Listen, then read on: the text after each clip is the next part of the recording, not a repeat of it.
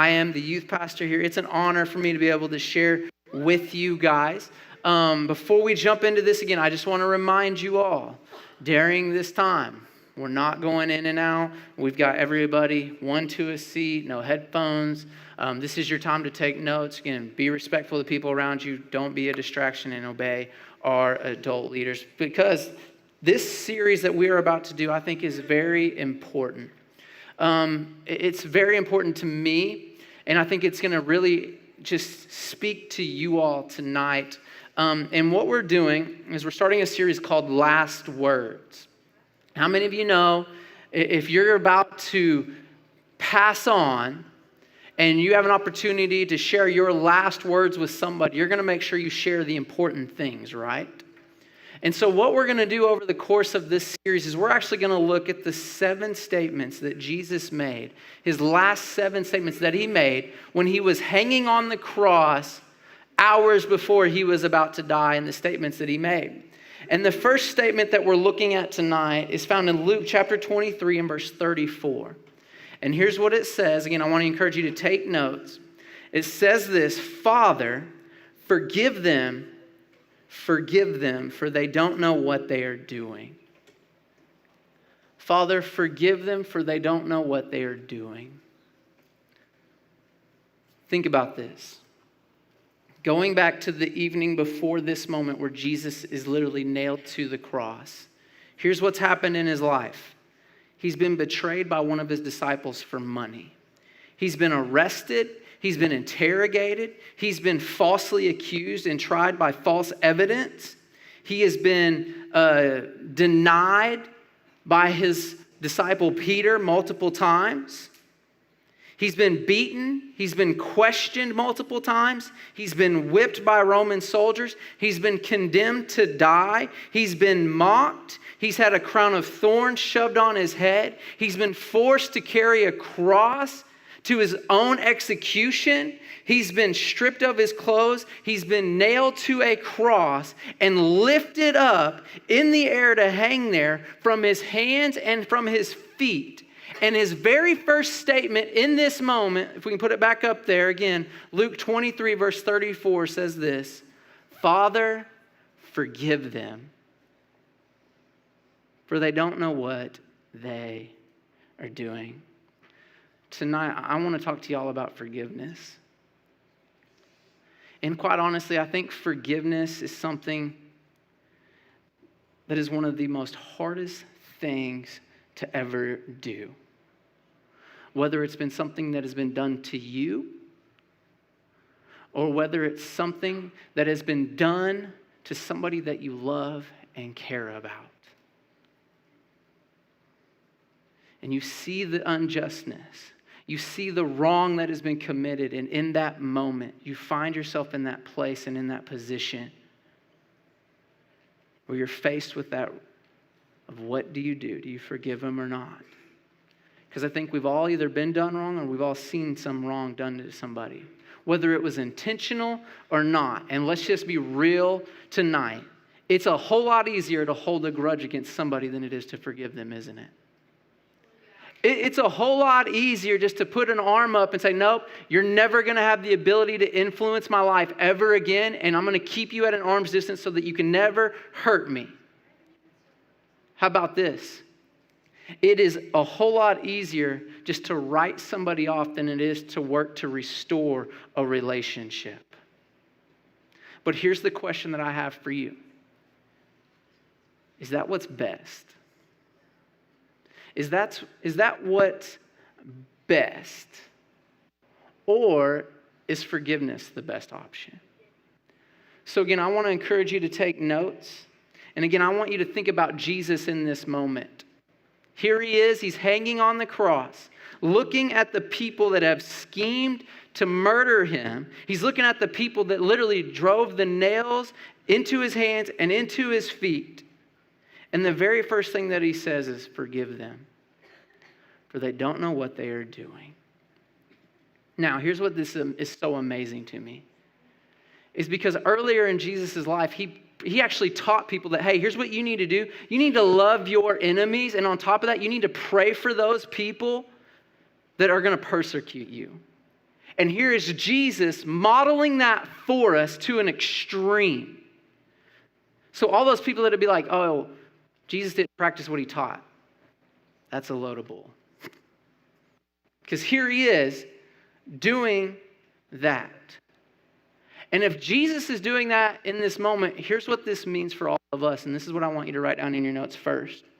Is that forgiveness is always the best option when you've been done wrong.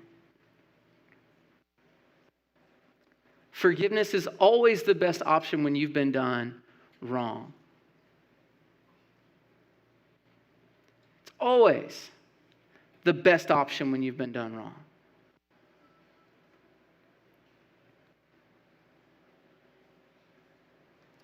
I'm going to make sure everybody's getting this, so I'm not going to move on until everybody's paying attention and nobody's talking, because this is super important. Forgiveness is always the best option when you've been done wrong. I can give you a couple of reasons why. Here's what Ephesians chapter 4, verse 26 and 27 says. It says, and don't sin by letting anger control you. Don't let the sun go down while you are still angry, for anger does what? It gives a foothold to the devil. I don't know about y'all, but for me personally, when I see somebody either do me wrong or doing somebody that I love and care about wrong, my anger starts rising up. I start getting angry.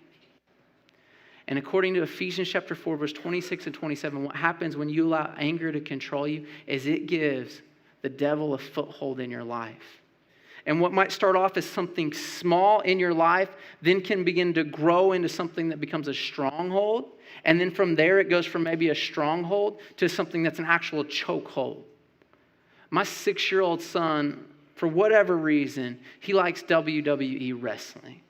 And so we'll be out on our bedroom, on the floor, on the bed, and him and I will be like acting like we're WWE wrestlers. I like being Goldberg. He likes being John Cena. I also like being the Big Show, which is kind of ironic considering I'm only 5'7" and I'm not the biggest guy in the world. But when you're wrestling somebody that's 3'11", you can pull off the Big Show. And so what's amazing to me is how we can start off on separate ends of the actual bed. And then all of a sudden we can engage each other in a moment, and I can have one little hold on his wrist. And then as he struggles some more with it, I end up getting his arm. And then as he continues to struggle with it, then all of a sudden before you know it, I've got him pinned down on the bed, and I'm 1, 2, 3. That's right, Daddy owned you and I won, okay? Hey, I don't let him win, all right? But here's the thing. At one point in time, when we started that match, he was completely free to do whatever he wanted to. And as time went on, as I got a hold of his wrist, and then I got his whole arm, and then I got the rest of his body, as he began to struggle and struggle and struggle. And this is exactly what anger and how the enemy works in your lives. When something has been done wrong to you and you choose not to forgive, and you let your anger control you in that moment, is it starts off with this small little thing in your heart, and then from there, it grows and grows and grows until before you know it, you're wasting your time having imaginary conversations. Every time you see that person, the rest of your day is ruined because you are cursing that person underneath your breath and to your friends, and you are mad and upset, and your whole day is ruined when you saw that person because all you can think about is the offense that they did in your life instead of experiencing a happy day filled with joy, all because you're choosing not to forgive. And it starts off as a small little offense. And as you choose to hold on to it, it gets bigger and bigger and bigger. I'll give you another reason. Mark chapter 11, starting in verse 22, Jesus says this. It says, when Jesus told his disciples, said to his disciples, have faith in God. Listen to this. I tell you the truth.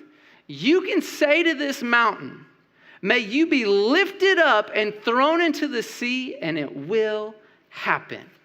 That's amazing. That what Jesus is teaching his disciples in this moment is that, hey, if you have faith, you can literally speak to a mountain and it has to move. But he follows it up with this. Goes on to say this, but you must really believe that it'll happen and have no doubt in your heart. But then he says, I tell you, you can pray for anything, and if you believe that you've received it, it will be yours. So he's saying, hey, you can pray for anything, and if you believe, it's going to be yours, but he doesn't stop there.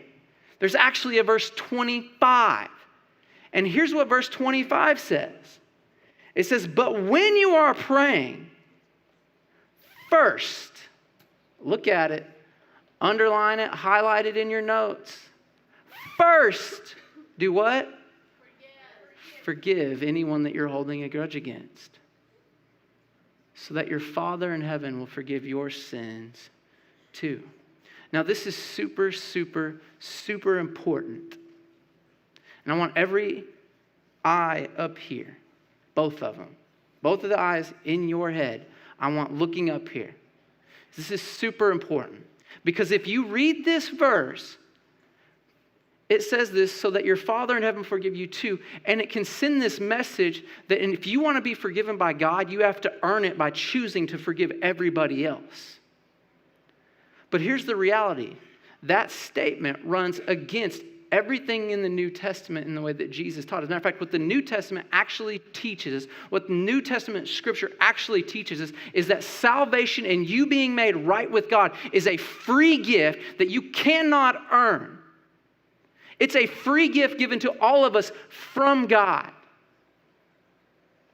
And so what Jesus, I think, is really trying to teach us here is that instead of you earning your salvation and earning your forgiveness, I think what Jesus is really trying to teach us, and look up here because this is important, is that faith is awesome in your life because it can move mountains. It can cause you to pray for things that you think are impossible and they can become possible.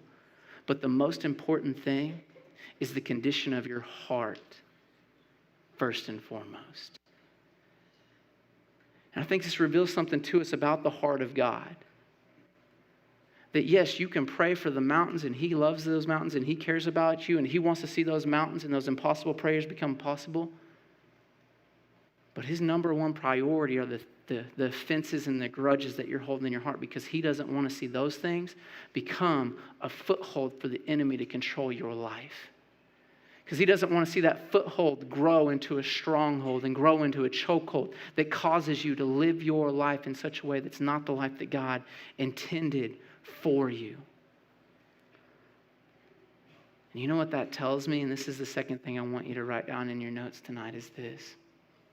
Is that forgiveness is a heart issue. It is a heart issue. It is a heart issue.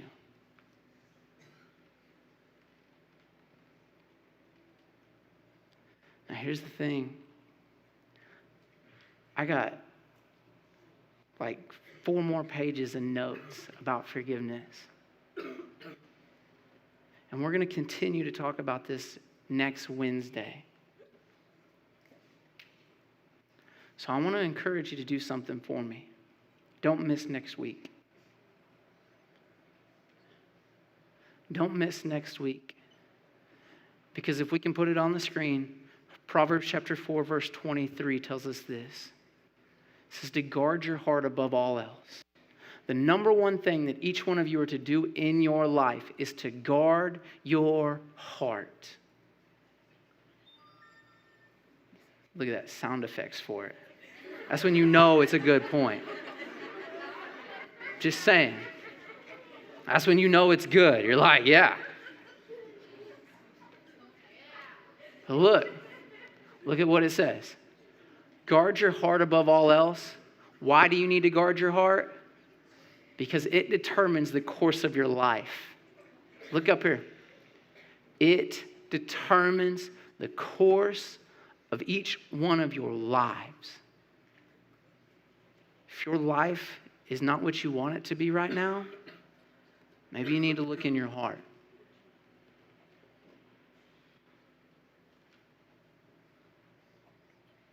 You find yourself just coming up in a broken relationship after broken relationship after broken relationship. Maybe you need to do a better job of guarding your heart. And here's what happens. Forgiveness,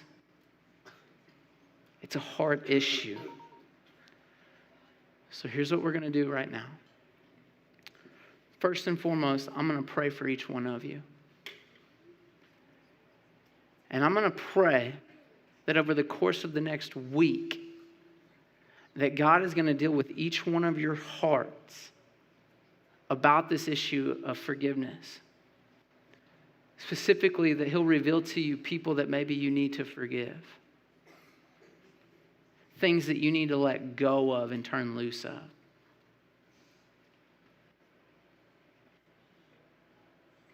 And that God will help you to guard your heart from those offenses. So I'm going to pray for you. I want to encourage y'all, come back next week so we can continue to talk about this. And then on top of that, we're going to make a few announcements, and we're going to